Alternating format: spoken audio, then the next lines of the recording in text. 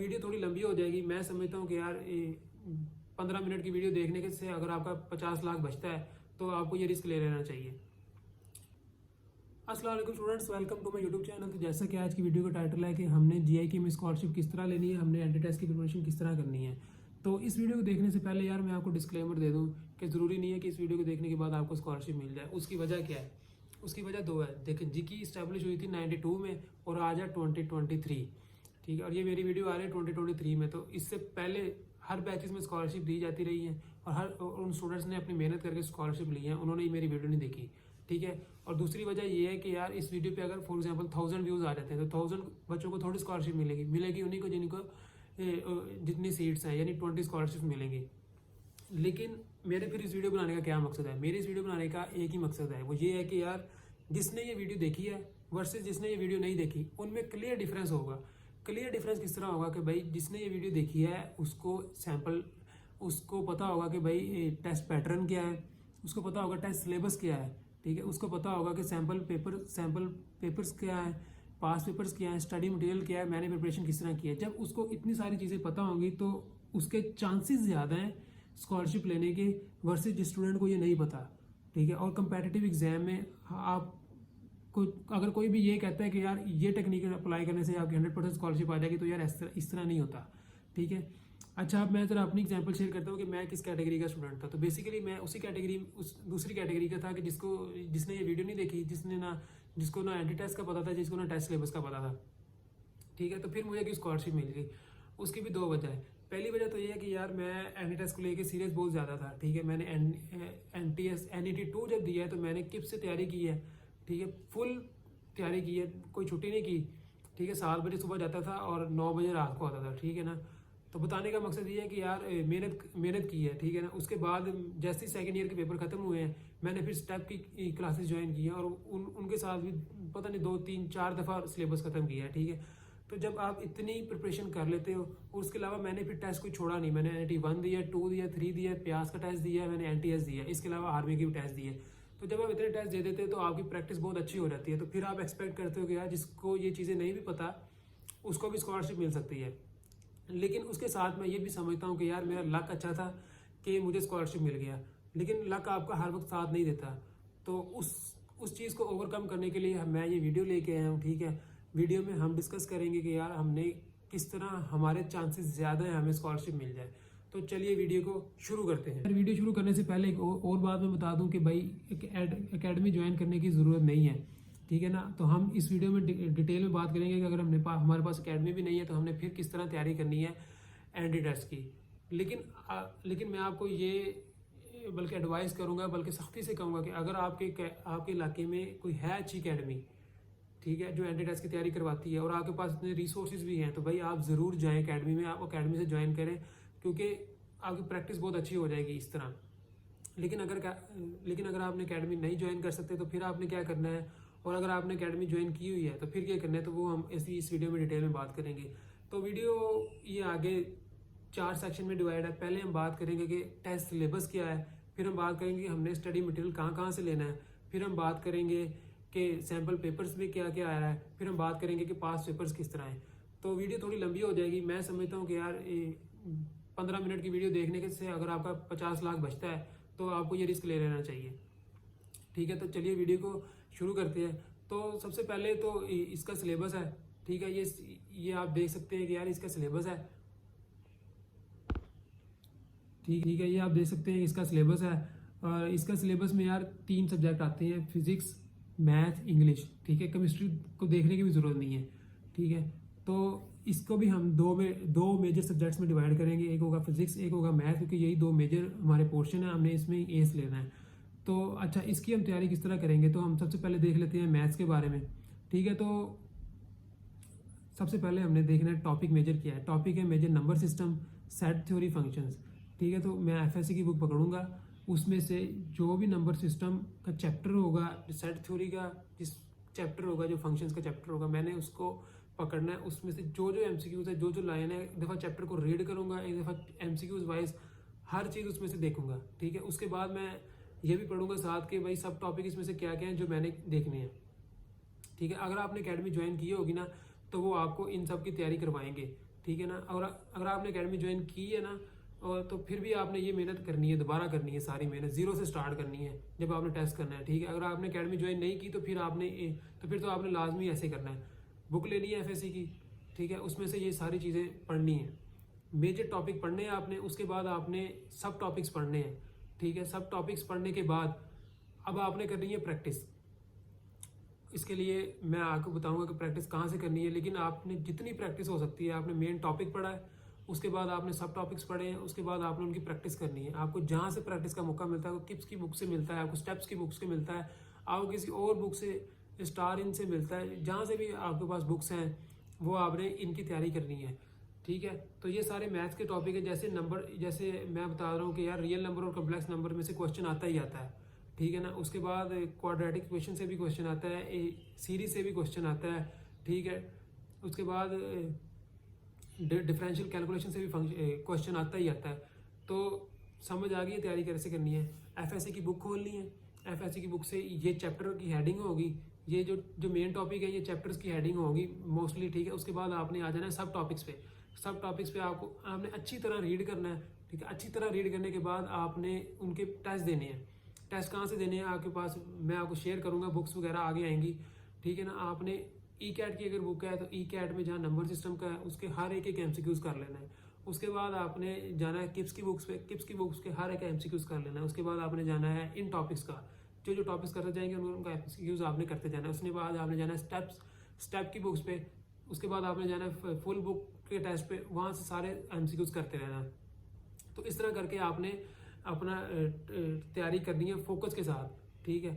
उसके बाद आ जाए जी फिजिक्स की। तो फिजिक्स की भी आपने ऐसे ही, जैसे फर्स्ट ईयर में पहला चैप्टर होता है मेजरमेंट एंड वेक्टर्स का, आपने वो एमसीक्यूज वाइज सारा प्रिपेयर कर लेना है। उसमें आपने मेजर कौन कौन से टॉपिक करने हैं, उसमें से ये सब टॉपिक्स है, जैसे ऐसा unit, error, physical quantities, vector, equilibrium, ठीक है। तो आपने बुक खोली, आपने वो सारे रीड की, आपने एमसीक्यूज वाइज को अच्छी तरह तैयार किया, ठीक है। पहला स्टेप हो गया। दूसरे स्टेप में आपने से जहाँ से जो प्रैक्टिस हो सकती है आपने करनी है, किप्स की बुक्स से, स्टेप्स की बुक्स से, पेपर से, पास पेपर से, सैम्पल पेपर से, जहाँ से भी आपको एमसीक्यूज मिलता है आपने कर देना है, ठीक है ना।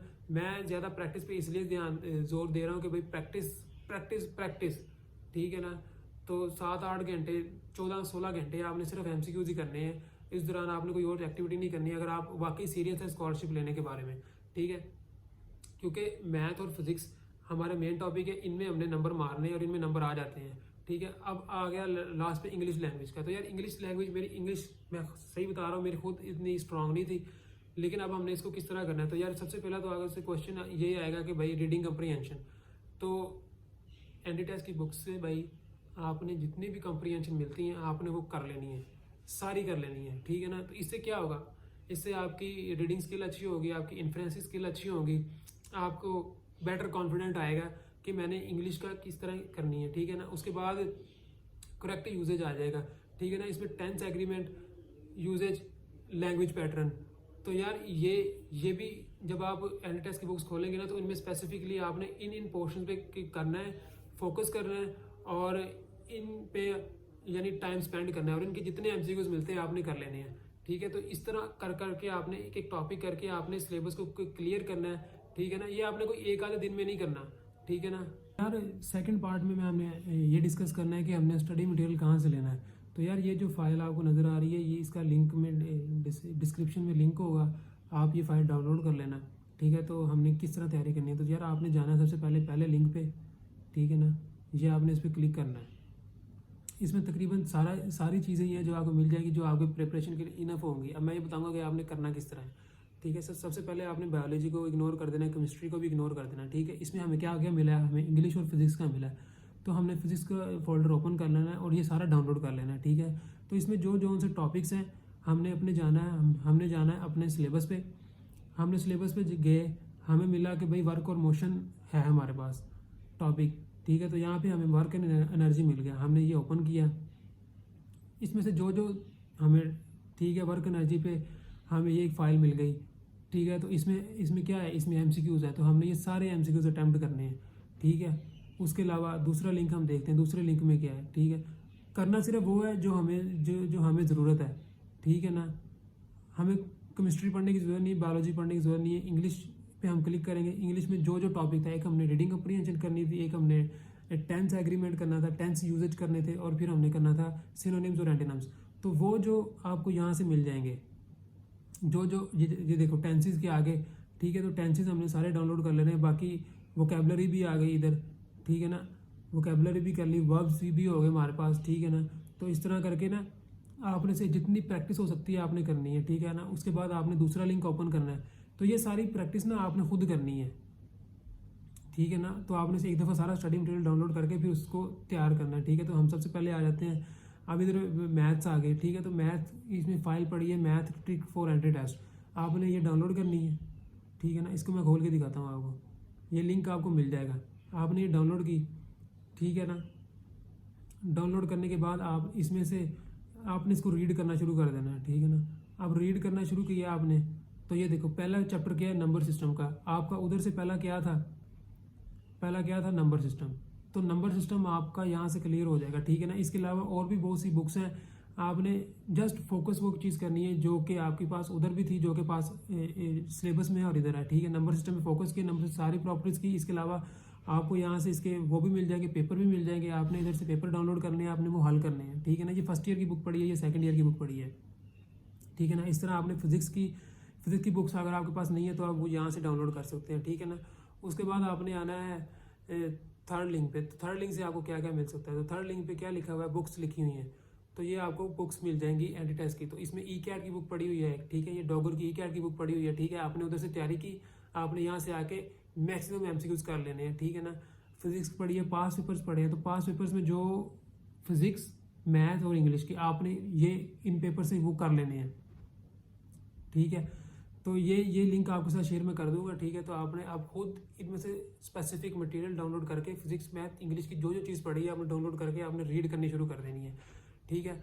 उसके बाद इसमें मिल जाएगा आपको वीडियोस भी मिल जाएंगी, ठीक है ना, सॉर्टेड की हुई है। अगर कोई टॉपिक क्लियर नहीं हो रहा तो आप इन वीडियो से हेल्प ले सकते हैं। इसमें मैथ की भी है, इसमें फिजिक्स की भी है, तो ये यहाँ से आपने हेल्प ले लेनी है, ठीक है। अच्छा, अब नेक्स्ट हम आते हैं कि सैम्पल पेपर क्या है जी। हमने अब हमारा टेस्ट है, टेस्ट डे पे हमने क्या चीज़ें करनी है। तो सबसे पहले हम जाते हैं जी इनके सैम्पल पेपर पे। तो यार ये इनका सैम्पल पेपर है, ठीक है। इसका भी लिंक आपको मिल जाएगा डिस्क्रिप्शन में। तो इसमें यार क्योंकि फिजिक्स और मैं मैथ पे क्यों फोकस कर रहा हूँ, तो भाई ये देखो लिखा हुआ है कि 60 MCQs आएंगे, उसमें से हमारे पास होंगे 30 होंगे हमारे पास फिजिक्स के, 30 होंगे हमारे पास मैथ के।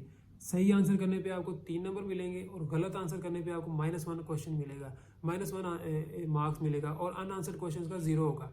तो इसको अटैम्प्ट करने का क्या तरीका है और जो मैं किस तरह अटैम्प्ट करता था। सबसे पहले तो भाई ये एंटी टेस्ट है, FSC का पेपर नहीं है, ठीक है। तो जब अगर मैं बैठा हूँ पेपर के दौरान, ठीक है, सबसे फिजिक्स का फॉर एग्जांपल पहले मैंने स्टार्ट किया, तो फिजिक्स का मैं एक दफ़ा सारा पेपर रीड करूँगा। 17 से 18 MCQs होंगे जिसमें मैं 100% श्योर होऊंगा जो मुझे आते होंगे, ठीक है ना। मैं अपने आप से एक्सपेक्ट नहीं करता कि मुझे सारा कुछ आता होगा, ठीक है ना। 16 से 18 MCQs मुझे आते होंगे, वो मैंने पहले कर लेने हैं, ठीक है ना, क्योंकि इसमें नेगेटिव मार्किंग है, मैंने को तुक्का नहीं लगाना, ठीक है ना। उसके बाद जो 12 MCQs रह जाएंगे मैं दोबारा रीड करूँगा क्वेश्चन पेपर, मैं दोबारा रीड करूँगा। उसमें से जो सॉल्वेबल होंगे, जिसको टाइम लगा के जो मैंने हल कर लिए, 4 से 5 और हो जाएंगे, 6-7 हो जाएंगे और, ठीक है। तो ये 22-23 MCQs हो जाएंगे जो मैं एग्जैक्टली कर सकता हूँ, ठीक है ना। किस्मत अच्छी हुई तो मैं 24 भी कर सकता हूँ। तो लेकिन उसके अलावा भी 5-7 MCQs ऐसे होंगे जो मेरे सर से ऊपर से गुजर रहे होंगे, ठीक है ना। और उसमें मैं वो नहीं कर सकता कि यार जिसमें मैं यानी MCQs हल करने की एक टेक्निक ये भी है कि आप कम कर दें MCQs, यानी आप ऑप्शंस एलिमिनेट करना शुरू कर दें। तो जिसमें तो मैं 2 ऑप्शन एलिमिनेट कर दूंगा उसका तो मैं रिस्क ले लूँगा, लेकिन जिसमें मैं कोई ऑप्शन एलिमिनेट कर सकता, मेरे बिल्कुल ही जहन से ऊपर से जाएगा, उस पर मैं रिस्क नहीं लूँगा, उसको मैं अनआंसर छोड़ के आऊँगा। और ये मैं आपको बता रहा हूँ कि मैंने जीके के टेस्ट में तकरीबन 52-53 MCQs अटैम्प्ट किए थे, सारे अटैम्प्ट नहीं किए थे, ठीक है ना। इसी तरह मैथ का भी इसी तरह करूँगा। लेकिन जो इंग्लिश का होगा, तो इंग्लिश के पोर्शन में नेगेटिव मार्किंग नहीं है, ठीक है ना। तो इंग्लिश का तो भाई पढ़ के ही देंगे। इंग्लिश के पार्ट 1 का आपके पास 1.5 घंटा होगा, पार्ट 2 का भी आपके पास पार्ट 2 में आपके पास आधा घंटा होगा, तो टोटल 2 घंटे का एग्जाम होगा, ठीक है। तो पार्ट 2 का भी जो होगा ना, उसमें सबसे पहले कंप्रीहेंशन आएगी, फिर ये आएंगे, फिर MCQs आएंगे और फिर ये आएंगे, ठीक है। तो इंग्लिश की आपने इस तरह टेंशन नहीं लेनी, लेकिन आपने प्रैक्टिस पूरी करके जानी है। कंप्रीहेंशन जहाँ जहाँ से आपको मिलती है आपने करनी है। आपने टेंस एग्रीमेंट, आपने सिनोनिम्स, एंटोनिम्स ये सारे कर लेने हैं, ठीक है ना। तो अब ज़रा सैम्पल पेपर को देखते हैं कि उसमें से क्या वाकई वही चीज़ें हैं जो उन्होंने पूछी, उन्होंने टेस्ट सिलेबस में बताई थी। तो यार ये देखो, सबसे पहला MCQs किस में से आया? सबसे पहला MCQs आया आपका उसमें से क्वाड्रेटिक इक्वेशन में, फिर आया आपका ट्रिग्नोमेट्रिक इक्वेशन से, फिर आया आपका GP से, अरिथमेटिक से, ठीक है ना, फिर आपका आया उधर से डिफरेंशियल इक्वेशन से। तो यानी टेस्ट मुश्किल नहीं होगा, लेकिन आपने प्रिपरेशन का मेथड सही रखना है। आपको प्रिपरेशन करने में भी इजी होगी और आप टेस्ट में भी एस कर लोगे, ठीक है। इसी तरह फिजिक्स का भी इस तरह है, ये भी आपको लिंक मिल जाएगा, लिंक में मिल जाएगा, ठीक है। अब उसके बाद रह गया पास पेपर। तो यार पास पेपर इसके एज सच है नहीं, मेरे पास दो पास पेपर, एक पास पेपर पड़ा है, ठीक है, वो मैं आपको दिखाता हूँ। उसमें आपको फिजिक्स का मिल जाएगा और उसके आपके पास मैथ का मिल जाएगा। इसके क्योंकि जीके अपना टेस्ट शेयर नहीं करती, तो आपको इसी तरह कोई स्टूडेंट्स के पास ही मिलेगा। एक मेरे पास पड़ा है 2020 का, ठीक है। तो जब आपने या प्रिपरेशन करने से पहले एक दफ़ा पढ़ लें या प्रिपरेशन करके पढ़ लें, आपको आइडिया हो जाएगा कि किस तरह के MCQs आ रहे हैं। MCQs देखो वही सिंपल है, ये आपको कहाँ से आया है? ये नंबर सिस्टम में से आया है, ठीक है। ये भी आपको नंबर सिस्टम में से ही आया है। उसके बाद ये क्वाड्रेटिक इक्वेशन का क्वेश्चन है, ठीक है। तो ये आप एक दफ़ा हल कर लेना, ठीक है, आपको थोड़ा सा आइडिया हो जाएगा कि किस तरह के क्वेश्चन आ रहे हैं, ठीक है। इस तरह ये फिजिक्स का है, ठीक है। तो यार आज की वीडियो यही थी, ठीक है। इसके अलावा अगर आपको कोई क्वेश्चन है स्कॉलरशिप के बारे में या आपने एंटी टेस्ट की कोई बात समझ नहीं लगी, तो आपने यार एक कमेंट करना है और पूछ लेना है मुझसे, मैं तो बताने के लिए बैठा हूँ। इसके अलावा यार आपसे एक रिक्वेस्ट है कि यार वीडियो में कुछ वैल्यूएबल लगा हो, कुछ आपको चीज़ अच्छी लगी हो, तो यार सब्सक्राइब कर देना, ठीक है। बाकी अगर इस वीडियो को देखने के बाद कोई वैल्यू ऐड हुई हो, कोई अगर आपको स्कॉलरशिप लग जाए, ठीक है, तो वीडियो में ज़रूर आगे कमेंट में ये आपका एहसान रहेगा, ये मेरा एहसान रहेगा, ये ठीक है आपके ऊपर। और ये आपने ना अगर इस वीडियो की बेस पे अगर आपको स्कॉलरशिप मिलती है तो आपने कमेंट में ज़रूर आके बताना है कि यार ये मुझे स्कॉलरशिप मिल गई है। और अगर आपको लगता है कि यार, और अगर टेस्ट देने के बाद यार लगा कि यार इसने मेरा टाइम ज़ाया किया था, तो आप डिसलाइक भी करना और एक कमेंट में मुझे बता के भी जाना कि भाई इसकी वीडियो ना देखो, कोई फ़ायदा नहीं है देखने का। लेकिन अभी के लिए यार आप सब्सक्राइब कर दो और कोई क्वेश्चन है तो पूछ लो। बाकी मिलते हैं नेक्स्ट वीडियो में।